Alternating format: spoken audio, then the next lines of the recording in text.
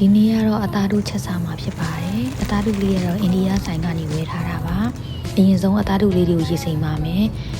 နိုင်ဝက်ကြော်တနိုင်လောက်တော့ရေစိမ်ရပါတယ်ပြီးတဲ့အခါကျလို့ရှိရင်အသားတို့လေးတွေကိုရေစိမ်အောင်တေချာလေးညှစ်ပြီးတော့ဆေးပြီးတော့လုပ်ပေးပါမယ်2ရေ3ရေလောက်ဆေးပေးပါမယ်ရေကြီးတဲ့ထိဆေးပေးပါ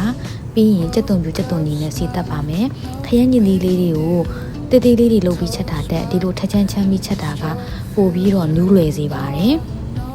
ရောင်တင်မုံလေးထည့်မယ်အရသာစားနဲ့ကြက်သားမုတ်ထည့်ပါမယ်အသားတူလေးတွေကိုလည်းစားနဲ့ကြက်သားမုတ်ထည့်ပြီးတော့နေထားခြင်းကလည်းပို့ပြီးတော့အရသာကိုစိတ်ဝင်စေပါတယ်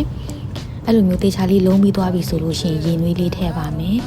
10မိနစ်15မိနစ်လောက်တည်ပြီးတဲ့အချိန်ကြာလို့ရှိရင်အသားတူလေးကကြက်ပါပြီအသားတူကြက်တဲ့အချိန်ကြာလို့ရှိရင်ငရုတ်သီးစိမ်းလေးထည့်ပေးပါမယ်ငရုတ်သီးစိမ်းထည့်ပြီးလို့ရှိရင်တော့ခဏလေးပြန်အုပ်ထားလိုက်ပါမယ်နောက်ထပ်5မိနစ်လောက်ကြာတဲ့အခါမှာနနံမီလေးအုပ်ပေးပါနနံမီလေးအုပ်ပြီးရင်တော့အရသာရှိသောအသားတို့ဟင်းလေးတစ်ခွက်ရပါပြီရှင်အရန်ကိုစောင်းကားတဲ့အတွက်ကြောင့်မလို့လိုက်လို့ကြည့်ကြပါလို့တိုက်တွန်းနေပါတယ်ရှင်ကျေးဇူးတင်ပါတယ်ရှင်